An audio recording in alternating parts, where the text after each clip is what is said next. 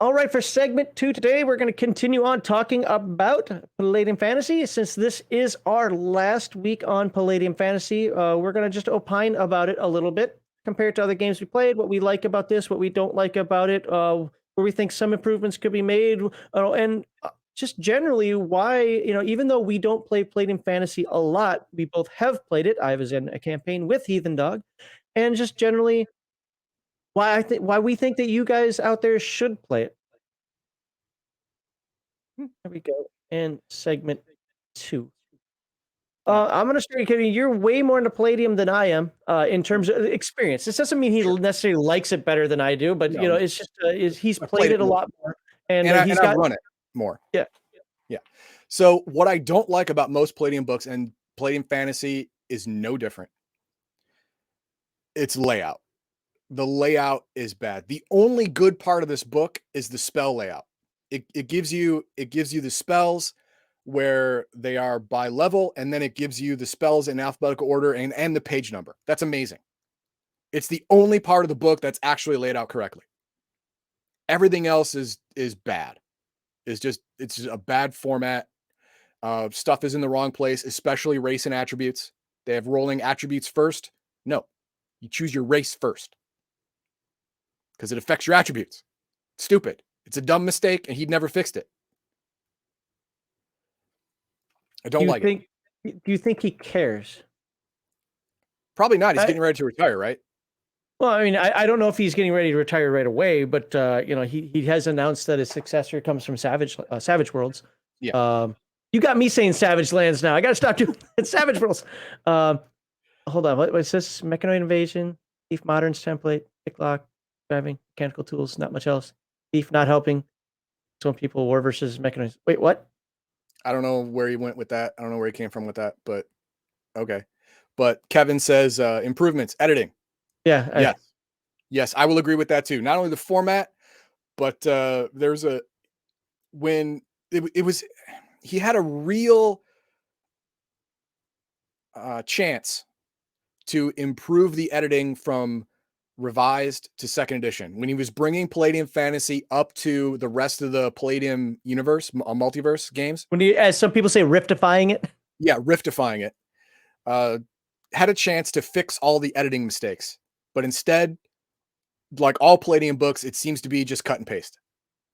Cut and paste from earlier books. Oh, the after the bomb book is when I was skimming through that, I was like, "Are you kidding me?" You could see where the cut and paste were because the paragraphs you could see that definitely came from 1980s writing. Yeah. That came from early 2000s writing. Like you can just see it it's in there. Obvious that the typeface is different. The font, the size, you can tell. You can tell where cut and paste was literally used in some of these books, which is just atrocious. Yeah, just bad. I mean, yeah, I understand you start off in your garage with a pamphlet. I get it, but by this time, especially when you're bringing revised up to second edition, you had money to pay an editor to fix all this stuff. You went the other way. Mm-hmm. Not good. Now, what I like about Palladium Fantasy, I like the fact that it has classes that aren't that don't seem to be direct analogies to classes in other games. Like the wizard would be a direct analogy to, say, a line walker in Rifts. The soldier would be no, I'm sorry, the mercenary would be a direct analogy to, say, I don't know, a mercenary in Rifts. But the paladin, solely fantasy. The ranger, solely fantasy. Longbowman, solely fantasy.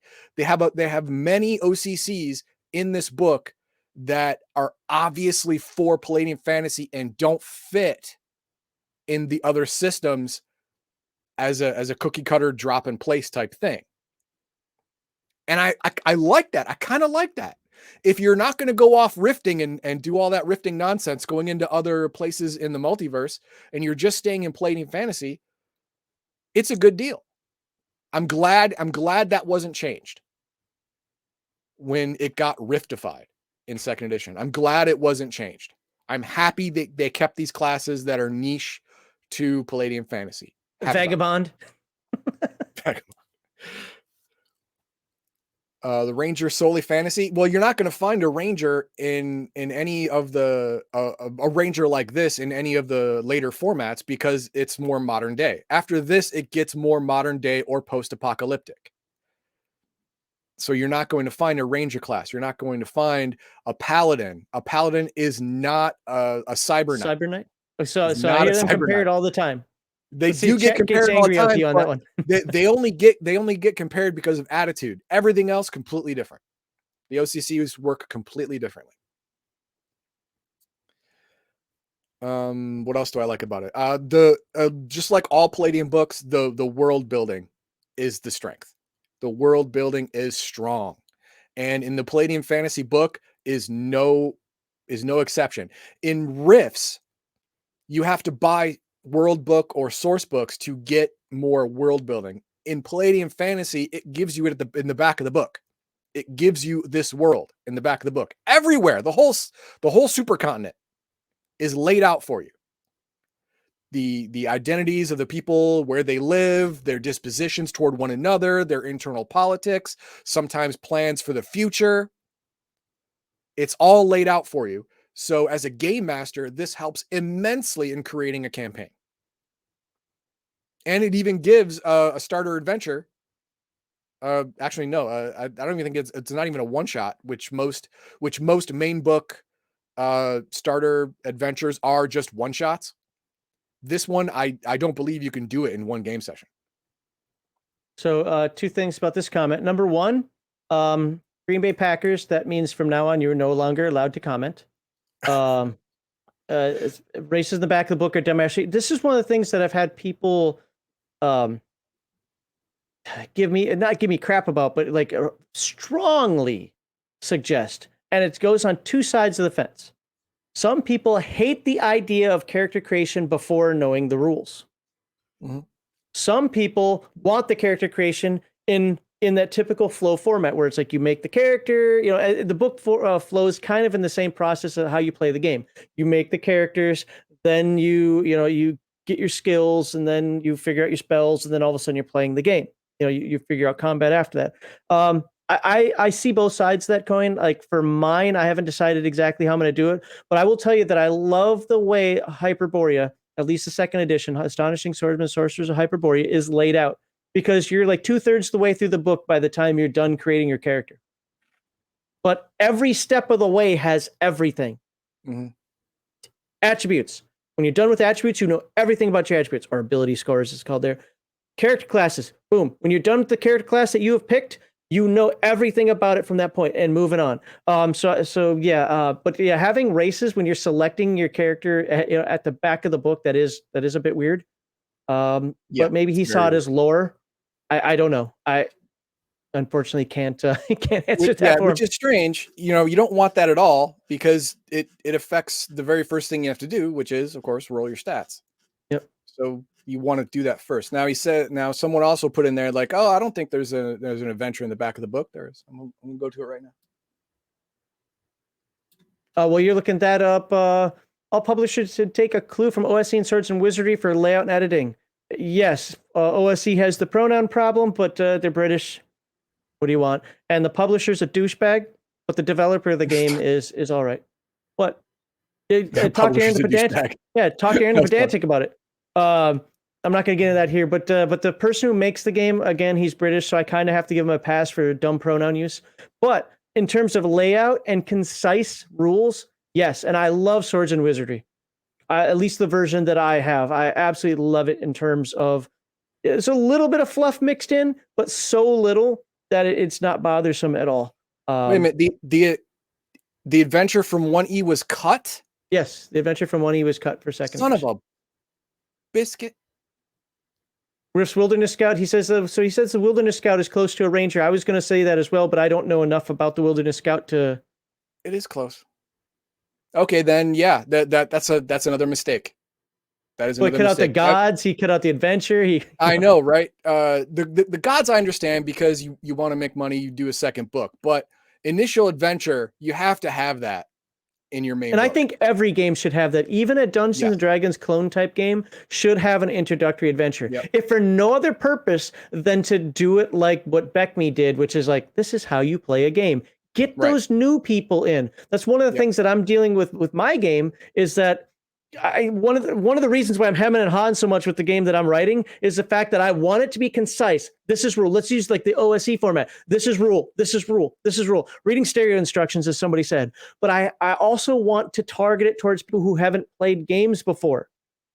So that means you have to have explanation, and it's killing me because I'm not finding that balance for me personally. Like, that's too wordy. That's not wordy enough, but we'll get to that. Yeah. And finally, it fits better in fantasy than they can survive in Rifts. Right. I guess that's the Ranger. It does. And to be fair, a Ranger gets rifted into Rifts or Phase World or Scrapers or whatever futuristic environment. Yeah, you just give him vibro weapons, and he'll do all right. Sure, but you have to play the psychological nonsense that goes along with that. Going from a fantasy setting to a futuristic post-apocalyptic sci-fi setting. Can you imagine?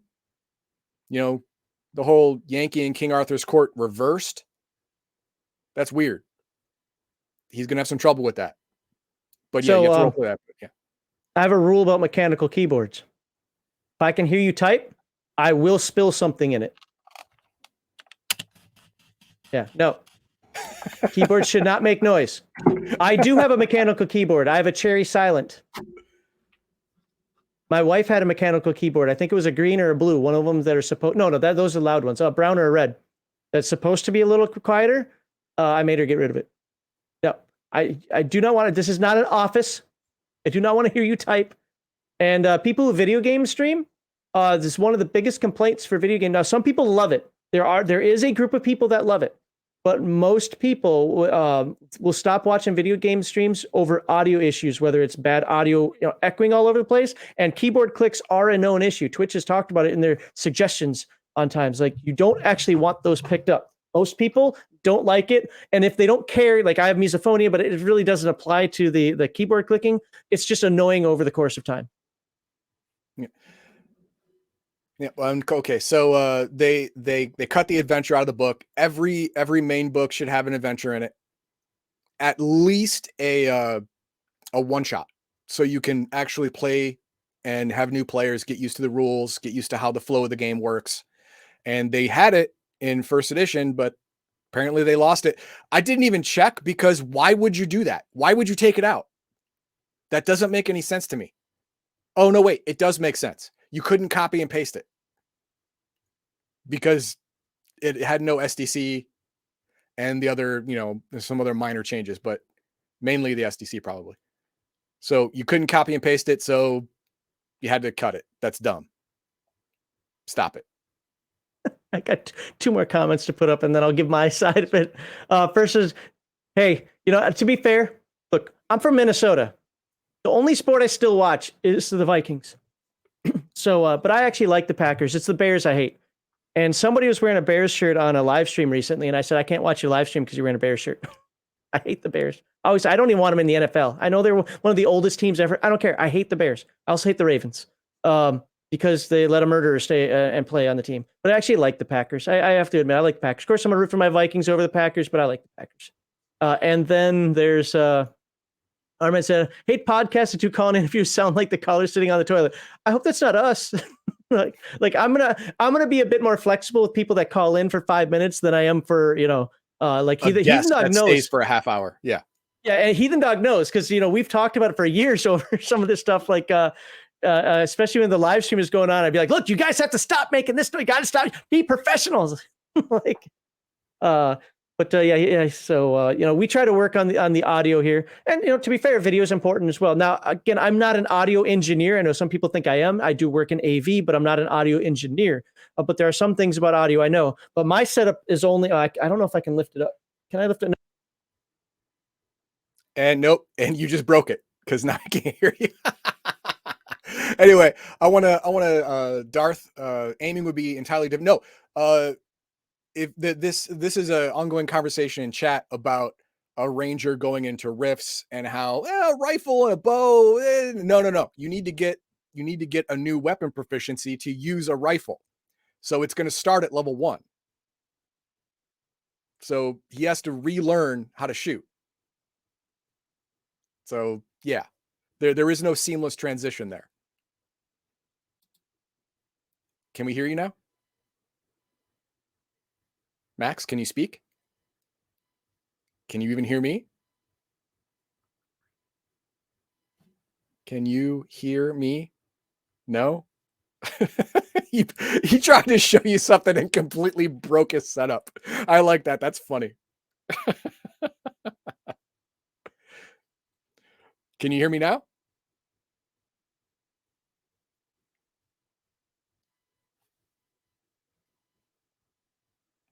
Can you? Oh no, he broke out. Okay. he probably went to go restart.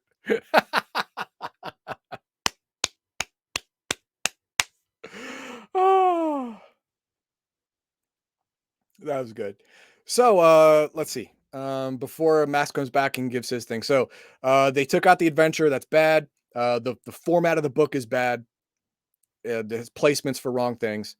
The world building is amazing. After the character generation, which does take a significant amount of time, but not overly so compared to many other games. But it is a little crunchy. But the gameplay itself, once you have it down, it's quite quick and has a good tempo, especially in Palladium Fantasy. Now, when you get into later editions, which we will, with Heroes Unlimited and Rifts and Beyond the Supernatural, where we have modern weapons with burst fire, aiming, and firing blind or shooting wild, where it gives all kinds of different bonuses and minuses and add-ons and addendums and caveats and whatever, it gets a little weirder.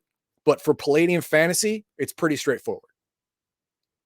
Your weapon proficiency, the level you got it, static bonuses, you're pretty much good. You're pretty good. So that's nice.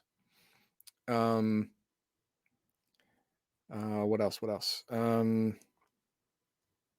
There's a large range in Palladium Fantasy, a large range of OCCs that are support class that make themselves necessary for a really good group, like the Psy Healer or the Ranger or the Squire or the Merchant, or don't ever be a witch. Don't ever be a summoner. Don't ever be the Psy Mystic. Fits a whole lot of stuff. Vagabond. You're like, why do you want to be a vagabond? That sounds stupid. No, if you do a lot of business in a city, you want a vagabond on your team. He can find you better prices. He knows he can find the scuttlebutt, what's happening in the city. Streetwise is a main OCC skill. So, what the hell? You want that. So in a party of 3 to 5 people, all of these support classes shine. The Psy Healer, you think is like, oh, it's like a white mage heal bot. Kind of, yeah. Also double as an exorcist or whatever, stuff like that. But in a group of 3 to 5 people, you're going to want a Psy Healer. They're going to have value. The Ranger is going to have value. The Knight or Noble or Vagabond will have value. Assassin, in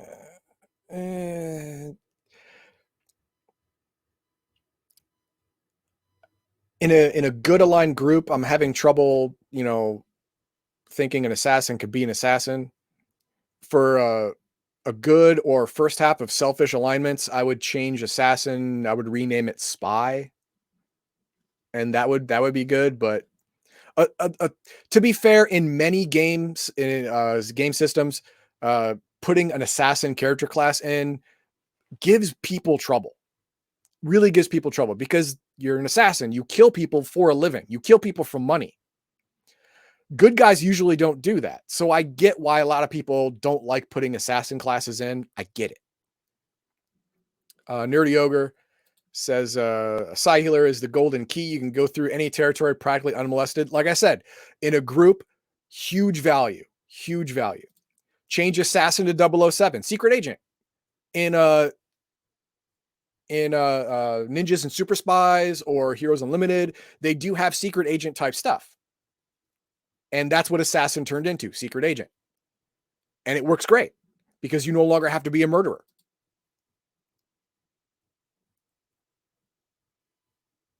Or bounty hunter with emphasis on stealth is a good counterpart to assassin. Yes, I would go with that. Sure. But bounty hunter and mercenary, kind of the same thing, right? Well, no, I guess bounty hunter hunts people. A ranger OCC skill is literally tracking people or humanoids. So that would be more bounty hunter-ish. But for bounty hunter, I would go, mercenary, ranger, choose one of those rather than assassin. I think it'd be a better fit. But secret agent or spy, definitely. Hey, there you are. Dude, my entire computer, my motherboard went beep, and I had a 99 error code on the thing, which I'm gonna have to look up what the hell that thing was. I don't know what the hell caused that. That was crazy. And all you did was lift up your sound setup. Yeah. Well, I didn't even lift it up that hard because I didn't want to pull the cable because I was checking to see if it was connected to something. So I was saying that I use a Go XLR Mini. So, and the main reasons for me using that are because I believe in noise gates. Everybody should have a noise gate. If you are a YouTuber podcaster out there and you don't use a noise gate, please go fuck off a bridge with Dan, to steal Heathen Dog's comment over there, because all your little slurping noises and all your little. So I think this should happen. And when you're going out there, a little lip smack and crap that you do because you're an old man, whatever. Stop it. Those should all be blocked, or your dog barking in the background, although depending how close it is, or your fans from your computer, or like somebody said on here, random echoing sounds like you're sitting on a toilet.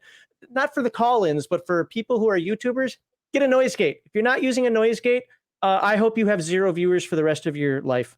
Even friends of mine, I don't watch because they don't use noise gates.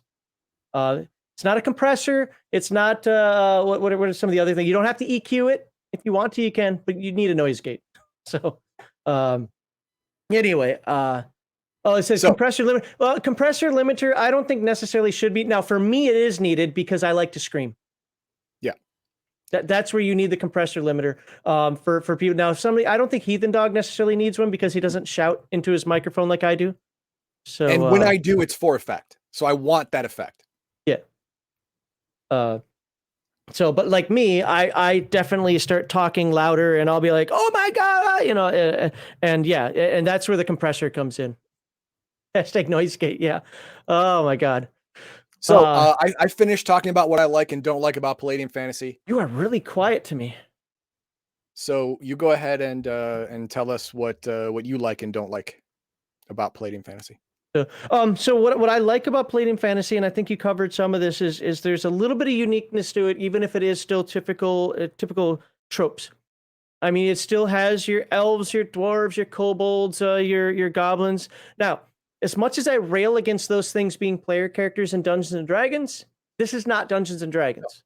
This is a different setting, a different lore. It's one of the reasons why I like Earth Dawn, is because dwarves can be magic users in Earth Dawn. Yet I will stand here and scream at the top of my voice. I do have a compressor though, about dwarf magic users in Dungeons and Dragons, how it doesn't belong. It's because it's a different world, it's a different setting, and I'm an IP purist. This would be like somebody saying, well, in BattleTech you should have aliens because you're in the galaxy. No, BattleTech is all about humans and our expansion throughout the galaxy.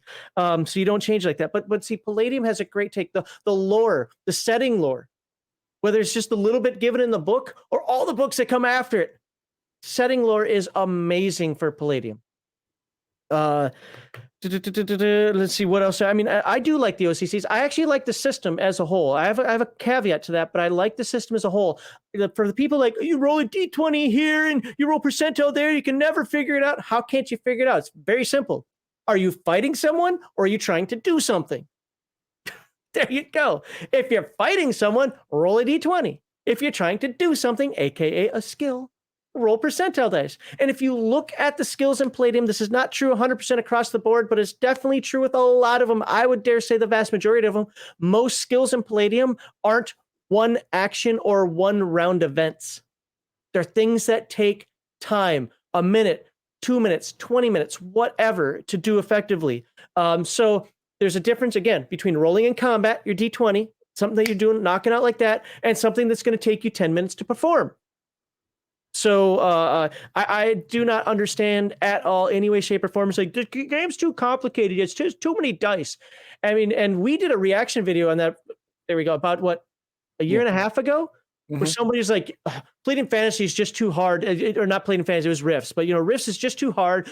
That's why I can't wait for Savage Worlds Rifts, because that'll actually make the game playable for me. And it's like, what? Like, how can Palladium Fantasy be, or any of the Palladium system be hard? The books are annoying. I get that, but yeah, oh yeah, definitely. But they've been selling boxes and bags of dice since before I was born, right? And they all have the same thing: 1 or 2 D6s, a D4, a D8, a D12, a D20, and 2 D10s as percentile.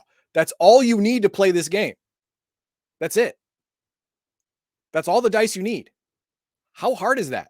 Okay, again, people are correcting me in the dwarf. I'm not talking specifically about dwarves liking magic. I'm just talking about conceptually, you can play these. Okay, everybody digs. Like, as we found out, was it 2 weeks ago? Again, that's true. Yeah, stop taking things so literally. All the monsters dig. It's crazy. But now, where I don't like it, using the same vein, is this one's a hard one to get through to people. So even though I don't necessarily I'm not fully on board with what I'm about to say, I get it, and we'll talk about it a little bit, is the percentages start too low. 22% chance to detect poison. Okay, that's kind of a bad one, because I don't think you should have a high percent chance to detect a poison. But I mean, like a 50% chance for wilderness survival when you're supposed to be a ranger. I get it, your first level, but some of your core abilities I think should be higher. Now here's the caveat to that. You're supposed to, as a player, one, not start out in the middle of a volcano land, okay? You're supposed to kind of start in an area where there might be at least a little civilization, number one. Number two, you're supposed to do things that bump those percentages up. Now, I had a couple people argue with me about that. Well, Palladium doesn't give you an option to do that. Talking about, you're a game master. If somebody's doing something intelligently, you know what I think? Oh, you're taking extra time. You don't need to get it done in 30 minutes. You're going to let it take 2 hours just to put extra effort in. Okay, 10% bonus to it, or whatever. You're the game master. Or, oh, you're going to actually use, instead of just running around trying to, like, I don't see any berries, you're going to actually head towards where it looks like some animal tracks were, and look in that direction, or where there might have been some civilization. Okay, that makes more sense. Have a 5% bonus, 15%, whatever. You're supposed to do things that bump those bonuses up. And if a game master said, well, there's no rule for it, well, you're a bad game master. You don't need a rule for that. You shouldn't be rolling skills unless failure is significant. Like, if you have the wilderness survival skill, unless it's raining or snowing or your hands are numb, like to build a fire, you shouldn't even have to roll to make a successful fire. You just know how to do it. You should not have to roll to make a primitive lean-to. You just do it. Right. Yeah. So, the ID fruits and berries. Unless you're rushed or you're in an area that you're not familiar with, you shouldn't even roll. You just know. Or you're trying to find something specific, like I need this for an ingredient for something, or wow, there are lots of red berries out here. What are the 2 that are not poisonous versus the 30 that are poisonous? If there's a reason for it, but again, if there's no game meaning reason for it, don't roll. Yeah, don't roll. Just rules. I am the rules. It's just an auto win. I was thinking about this last week because somebody complained about you banning people all the time or timing them out. I was taken back to, because Rooks used to do that all the time, and I would get messages all over the place like, you need to tell them to stop doing it, or I'm gonna stop hanging out with you guys, blah, blah, blah. I didn't get that message this time. I just got that it might be a little excessive. Okay. But I used to chew Rooks out over that. Like, stop doing that, because I keep getting messages saying that you're being a dick and nobody wants to be in the guild anymore. But his quote was always like, I am the law. Bam. Well, I do it for comedic effect. If someone's being a dill hole in chat, I won't even time them out. I'll just ban them. But I say it's a ban hammer, but I may have banned one person but I when time I out looked when I Baldahar looked at all the the time list, because it's I only saw funny. porn spammers in our list and Shadzar. Yeah, And I yeah, did the Shadzar one. yeah. So there you go. I mean, I time out Baldahar and a couple of people all the time just because I think it's My funny. wife all the time. Yeah, your wife, because it's hilarious. I don't do it maliciously. I don't do By it the to way, I'm punish. not I looking at do it for any the chat lulls. other than what comes into StreamYard right now. I don't have Discord. I don't have anything up because I came back. So if there's anything weird going into the other chats, Odyssey or whatever, I don't know about it. Sorry. Now here's one of the things that might be a little bit controversial. I usually just every time out again. That might be a little controversial is this is one of those game settings that I say you can't throw away the lore. I know that's going to make a lot of people angry. And again, this isn't a 100% hard and fast rule. But what it is these OCCs and how the game plays is very much tied to the lore of the lands. Mhm. Now, could you do your own thing? Absolutely, without a doubt, especially if you're a good game master and you just know how to roll with that. I would personally, because I don't like following everything directly to a T, because then people start saying, well, actually, it gets all pedantic again. Oh, 3 miles in, that really wouldn't happen because that's where the tree line, it says it ends. Shut the hell up. I said there's a forest there. Get over it. So I like to change things anyway. But the point is like the general lore of the land, the OCCs and the races are so bound to it. But that's a good thing in this case because Heathen Dog can still run a completely different game than me. Because I might run it in this area more, or him run it in that area more, or he might treat the wolf and as more savage as me, as more as noble warrior, whatever. I hate Coil, so I'm gonna have them everywhere fucking with people. He might not give a shit about Coil. Yeah, Coil just won't exist. There you go. Yeah, there you go. Or you'll never find them. Like you heard about them, but you never see one. There. It's like, are they real, live, or Memorex? As far as negative things, the only real negative thing, and I think this is indicative of Palladium as a whole and Palladium Fantasy the least, but still there, and I'm going to be a little bit hypocritical on this one, is I don't like the combat in terms of basic expert martial arts. It gets too nuanced. Oh, this is a pull punch. Well, this is a karate punch. Well, this is a back fist punch. Well, this is an elbow strike. Well, I don't think, the old me loved that kind of stuff. The more modern me does not. A punch is a punch is a punch. Let's just move on with the game. I mean, power punch I get. Pull punch I get. Those are really too extreme and specific. But all these little nuanced things of like karate style punch and hip strike. And it's like, that doesn't need to be there. You know what? I understand where you're coming from. I do. But I think that it's necessary for a little bit of realism because as you know, it's just hitting hard isn't all of it. If you have the right technique and an experience in how to punch, you will hit harder without being stronger. I would just say add that to instead of saying now you have karate style punch for a 2d6 or whatever happens to be. Flavor, it adds flavor, and the karate punch does more damage than a regular punch. Now you would only use karate punch. So you would just but see, that's the lame part of it. If you want to describe it, but that's not how, at least it doesn't seem like that's how it's intended. It's not supposed to be intended that every single punch is now karate style. It's like you just can do it. Now, if that is the way it's intended, fine. But I think just a couple of them in there, again, it's not a bad thing. It's like, oh, this game sucks. It's just, I just think that it's unnecessary. Also, when it comes to pluses to hit, pluses to parry, pluses to dodge, I think I understand where the meaning for this. And this is where I'm really going to say I'm kind of hypocritical because we were talking on Friday a little bit, like a system that might be better instead of just gaining hit points every level, do the more Arneson thing, which was like, well, instead of gaining hit points, why don't you just gain better ability to hit and avoid being hitting? And I think Kevin did that. It's just, you've got dodge, you've got roll with punch impact, you've got parry. They all kind of level up a little differently. I just don't think you need all of that in there. I got a +5, I got a +2, I got a +6. I got, it's like, either a little bit more linear progression or have basic expert and what's the other, martial arts. Just have it by the time you get to level 15, this this one's 5-5-5 across the board. This one's 4-4-4 across the board. This one's 3-3-3 across the board, and just get it once every third, fourth, fifth level as appropriate or something. I'm not saying it has to be 5-4-3. I'm just saying something like that. In fact, it should probably be more. Basic versus martial arts should be a big difference, but yes, definitely. Yeah, but basic hand-to-hand combat would be like strip mall training, whereas hand-to-hand martial arts would be, you actually studied at a compound for at least 5 years. Just some of that progression, even with weapon proficiencies, just feels weird. Maybe it's only because of how it's written up. I don't know. It's always felt kind of weird to me. Okay, I got a mace.